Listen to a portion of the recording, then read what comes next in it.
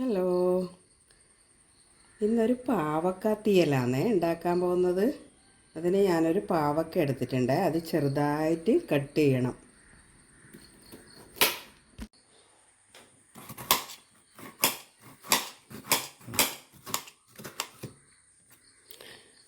ഇതുപോലെ ചെറിയ പീസാക്കിയിട്ടാണ് കട്ട് ചെയ്യേണ്ടത്. നേരെ ഇതിൽ ഇതേപോലെ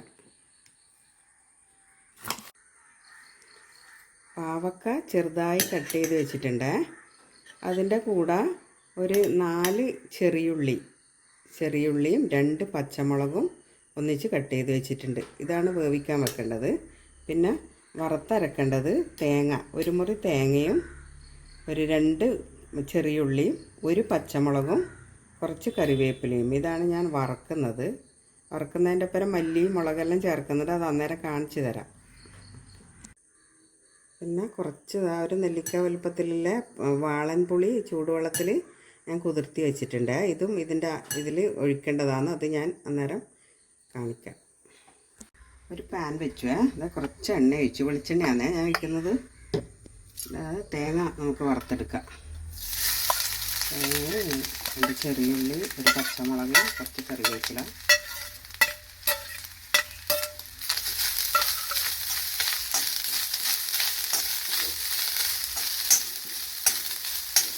നന്നായിട്ട് വേവണം. ശരിക്ക് ബ്രൗൺ കളർ തന്നെ ആവണേ തേങ്ങ. അത് ബ്രൗൺ കളറായിട്ടാകുമ്പോൾ ഞാൻ ഇതിൽ കുറച്ച് ഒരു നുള്ളു കുരുമുളക് പൊടി ഇടുന്നുണ്ട്. കുരുമുളകാണ്, കുരുമുളക് പൊടിയല്ല. അത് കാണിച്ചു തരാം. പിന്നെ മല്ലിപ്പൊടി, മുളക് പൊടി, മഞ്ഞൾപ്പൊടി എല്ലാം ഞാൻ ഇതിലേക്ക് ചേർക്കുന്നുണ്ട്. ഇത് കുറച്ച് നല്ല ബ്രൗൺ കളർ ഏകദേശം ആയിട്ടാകുമ്പോഴാണ് അതെല്ലാം ചേർക്കുന്നത്.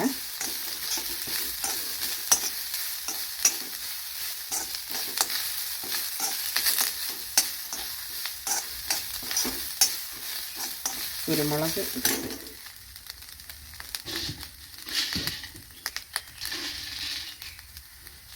ഒരു 1/2 ടീസ്പൂൺ കുരുമുളക്.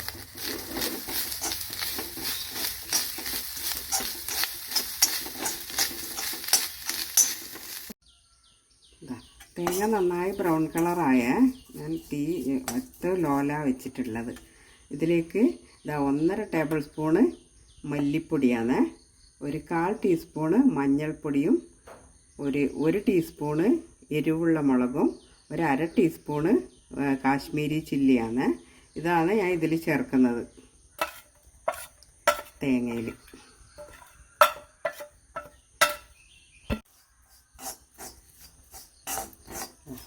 ഇത് ഏകദേശം ശരിക്കും പൊടി അത്രയല്ലേ വേവുണ്ടോ, ചൂടാവല്ലേ വേണ്ടു. ഞാൻ ഫ്ലെയിം ഓഫ് ചെയ്ത് ഇത് നമുക്ക് നന്നായി അരച്ചെടുക്കാം. ഇത്തിരി വെള്ളം ചേർക്കാണ്ട് അരിയാൻ നോക്കാം.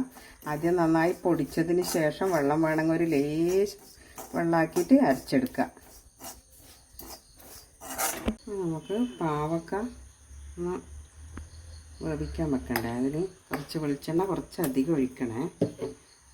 ഒരു 1.5 ടേബിൾ സ്പൂണ് വെളിച്ചെണ്ണ ഒഴിച്ച് എന്നിട്ട് നമുക്കിത് പാവക്കയും ചെറിയുള്ളിയും പച്ചമുളകും ഇത് 3 ഇതിൻ്റെ ഒന്നിച്ച് കുറച്ച് നല്ലോണം വാടി വരണം.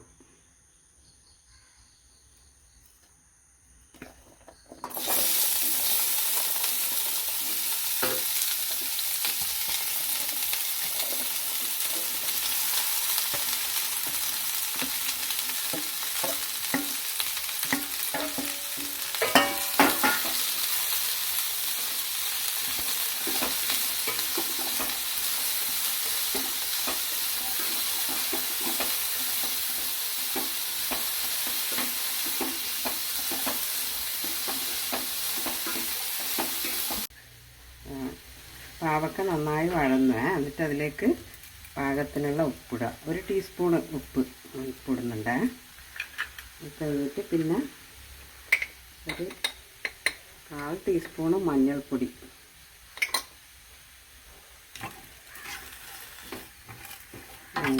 ഇട്ടിട്ടാകുമ്പം പിന്നെ പുളിവെള്ളം, ആവശ്യത്തിനുള്ള പുളിവെള്ളം ഒഴിക്കുക. ഇത് വേവണമല്ലോ, നന്നായി വാടി. എനിക്ക് പുളിവെള്ളം വാളൻപുളി പിഴിഞ്ഞതാണ്. പുളി എല്ലാം നോക്കിയിട്ട് വേണം ആക്കാൻ വേണ്ടിയിട്ട്. അത് ഓരോന്നിൻ്റെ പുളി ഓരോ വിധത്തിലല്ലേ. ഒരെണ്ണം നല്ല പുളി ഉണ്ടാവും, അത് നോക്കിയിട്ട്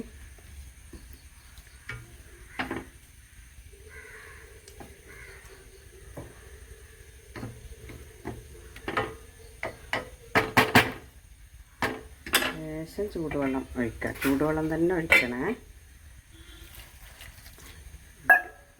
നന്നായിട്ട് വേവട്ടെ. വെള്ളത്തിൽ വെന്തിട്ടാകുമ്പോൾ നമുക്ക് തേങ്ങ അരച്ചിട്ട് ഒഴിക്കാം. വേവട്ടെ.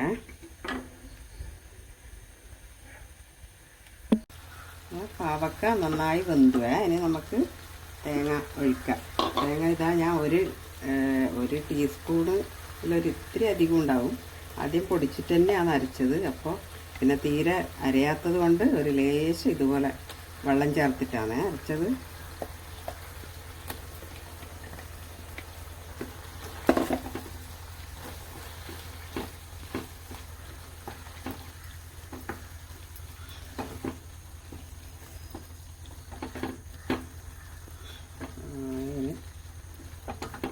ഇതെല്ലാം ഇപ്പം നോക്കിയിട്ട് പുളിവെള്ളം വേണമെങ്കിൽ ചേർക്കണേ. ഉപ്പ് എന്തെങ്കിലും കുറഞ്ഞിട്ടുണ്ടെങ്കിൽ ചേർക്കണേ.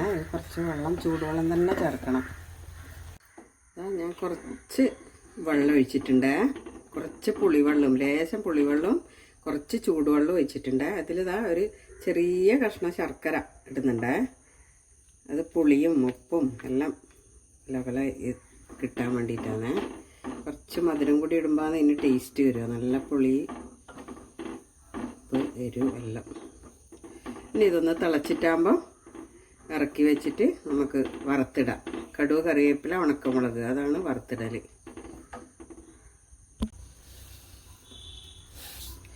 ഒരു ടീസ്പൂണ് കടുക്, ഉണക്കമുളക്, കറിവേപ്പില. പാവക്ക തീയൽ റെഡിയായ. പിന്നെ ഇതിൽ ഞാൻ തേങ്ങയിൽ ഞാൻ ഒരു നുള്ളു ഉലുവ, ഒരു 1/4 ടീസ്പൂൺ ഉലുവ ചേർത്തത്. അത് ഞാൻ എടുക്കാൻ മറന്നു പോയിന് കേട്ടോ. ഓക്കെ, നല്ല ടേസ്റ്റാണ്. ഇഷ്ടമായിട്ടുണ്ടെങ്കിൽ എല്ലാവരും ഒന്ന് വെച്ച് നോക്കണേ. ഇഷ്ടമായിട്ടുണ്ടെങ്കിൽ ലൈക്ക് ചെയ്യണം, ഷെയർ ചെയ്യണം, സബ്സ്ക്രൈബ് ചെയ്യണേ. Okay, thank you.